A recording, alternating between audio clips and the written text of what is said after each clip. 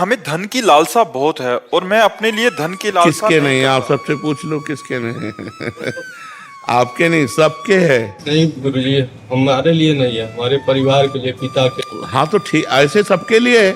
सबसे पूछो तुम्हारे धन की आकांक्षा है, हाँ आपके लिए नहीं, हमारे परिवार के लिए, हमारे समाज के लिए ऐसी आकांक्षा कामना सबके अंदर है।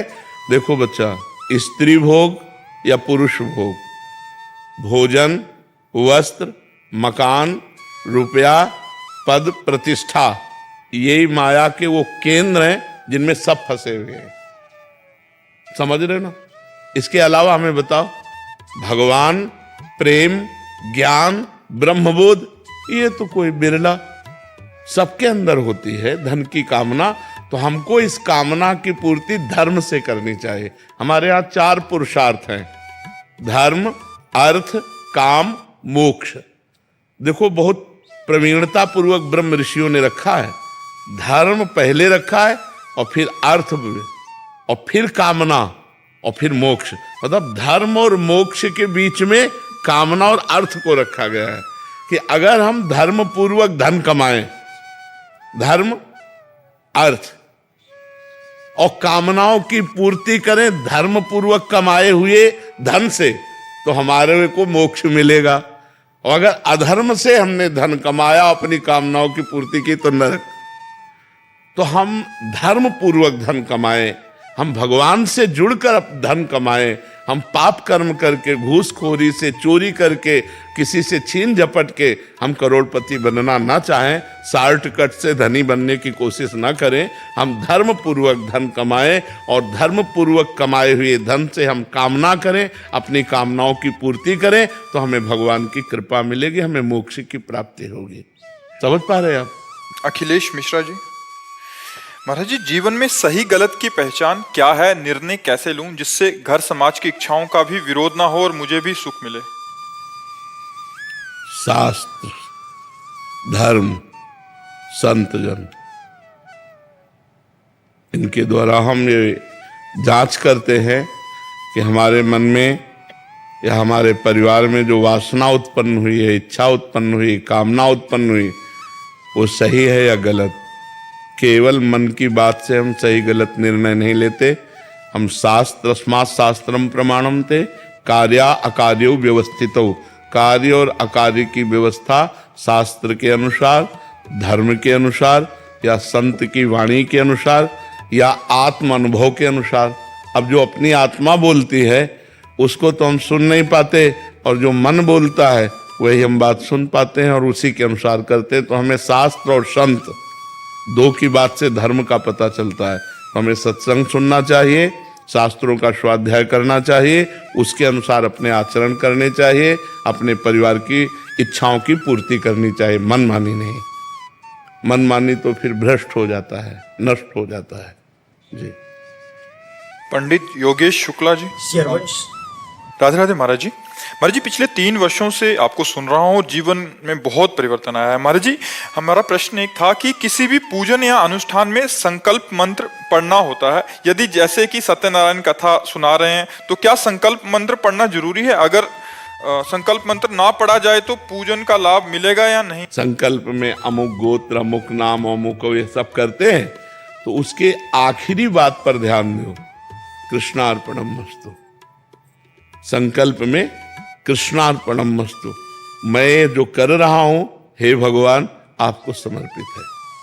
क्योंकि हम करता थोड़ी हैं, भगवान ने प्रेरित किया, भगवान करवा रहे हैं, भगवान को समर्पित, सुनाओ भगवान की कथा, बढ़िया है। पर वो पांडित्य कर्म का विधान है। जब हम पंडित को बुलाएंगे तो वो अपना कार्य करेगा, तो हमको करना चाहिए, निषेध नहीं करना। वो जब संकल्प बोले तो अंदर से चिंतन करना चाहिए, हे भगवान मैं तो करने योग्य नहीं हूँ, आपकी कृपा से ही हो रहा है, और ये संकल्प आपको समर्पित है। और अगर यही पंडित हो तो इनको तो कराना ही पड़ेगा ना, आप भी पंडित हैं। हाँ, तो वही तो क्रिया हम ये कह रहे हैं ना, जो सिद्धांत है उस पर तो चलना पड़ेगा। श्री हरिनारायण की जब पूजा हम करें उसके पहले नवग्रह की पूजा करते हैं। आप इधर सुना कि नवग्रह क्या बिगाड़े जब हम हरि की पूजा कर रहे हैं? लेकिन हरि ने ही तो नवग्रह भगवान के बनाए हुए हैं, ये भगवान के पार्षद हैं, तो हमको इनकी पूजा करनी होती है कि आप कृपा करना हरि की पूजा में कोई विघ्न ना आने पावे। बात समझो। तो जो विधान बनाया है हमारे ऋषि मुनियों ने, हमको करना चाहिए। हमें नवग्रह पूजा भी करनी चाहिए, हमें संकल्प भी दिलाना चाहिए, और वो संकल्प भगवान को समर्पित करना। कृष्णार्पणम मस्तु, हरि अर्पणम मस्तु, शायद बोला भी जाता है, बोला जाता है ना। हाँ, तो ये बस उससे मंगल हो जाता है। कन्हैयालाल दुबे जी, प्रयागराज। राधे राधे।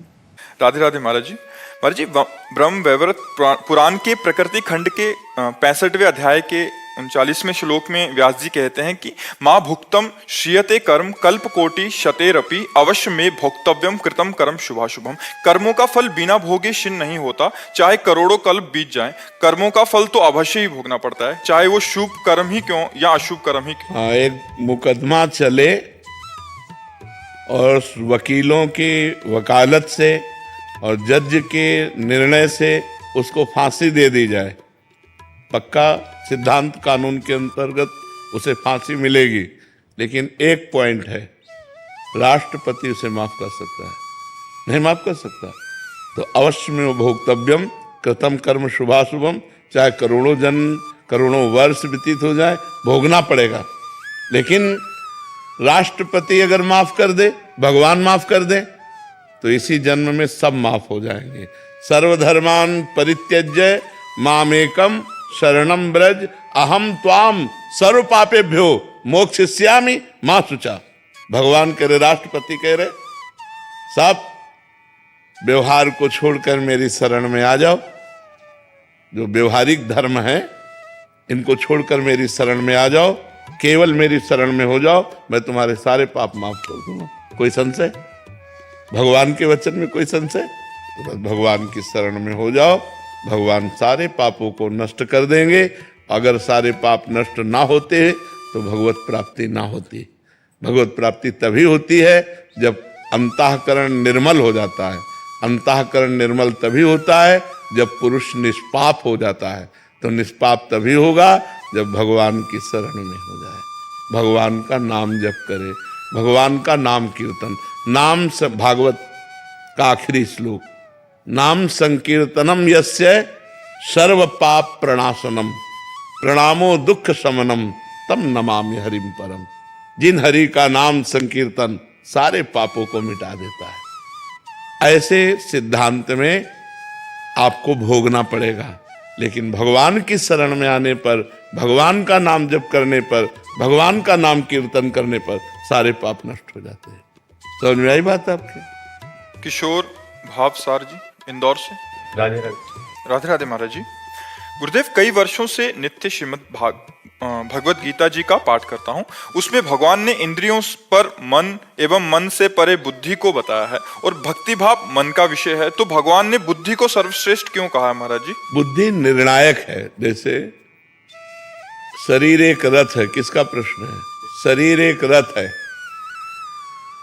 इस रथ की इंद्रियां घोड़े हैं, मन लगाम है, और ड्राइवर सारथी बुद्धि है।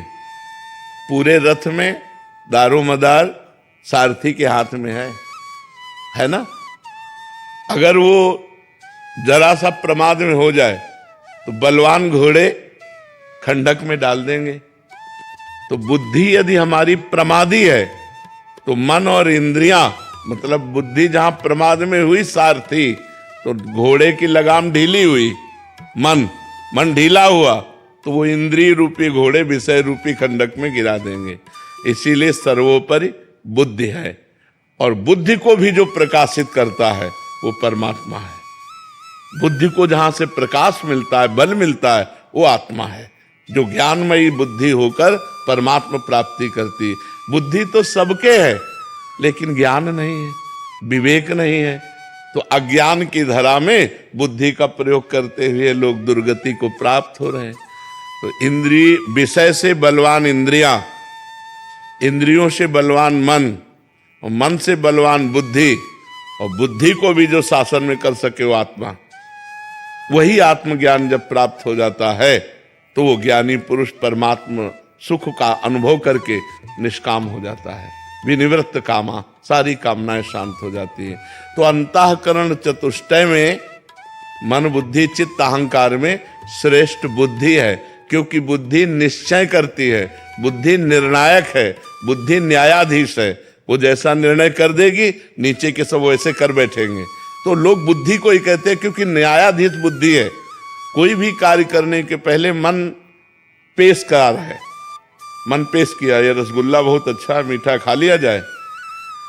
अब वो खाना धर्म है कि अधर्म, खाना चाहिए कि नहीं खाना चाहिए, ये सब बातें बुद्धि निर्णय करती। पता नहीं इसमें विष तो नहीं मिला है, ये गंदे आदमी के द्वारा रचा तो नहीं है, इसके खाने से हमारा अहित तो नहीं हो जाएगा, ये सारा निर्णय बुद्धि करती है। अगर बुद्धि बिना विचारे जो करे सो पाछे पछताए, काम बिगाड़े आपनो जग में हो हंसाए। बुद्धि ने विचार नहीं किया और निर्णय दे दिया और रसगुल्ला खा लिया, उसमें जहर था कि वो अपवित्र आदमी के द्वारा बनाया हुआ था, तुम्हारी बुद्धि को भ्रष्ट कर देगा या तुम्हारी जान को ले लेगा। तो निर्णायक बुद्धि है, इसलिए बुद्धि से चाहिए। गुरुजी, ये जो मन के जो भाव होते हैं, ये भाव तो मन में होते हैं, बुद्धि तो प्रैक्टिकल होती है, मतलब जैसे चलता है। नहीं, आप हमारी बात नहीं समझ पा रहे हैं। मन पेशकार है, ऐसे से ऐसा किया जाए तो बड़ा सुख मिलेगा, वो पेशगी करता है, निर्णायक बुद्धि है, ये बहुत सुंदर है। अब इसको पकड़ लिया चित्त चिंतन करेगा, बहुत सुंदर है, बहुत सुंदर है। मन पेशकार है, अहंकार, मैं इसे मित्रता करना चाहता हूं क्योंकि बहुत सुंदर है। सारा निर्णय बुद्धि का, अगर उसने ना कर दिया तो इन सबका फेल हो जाएगा, अगर उसने हा कर दिया तो पास हो जाएगा।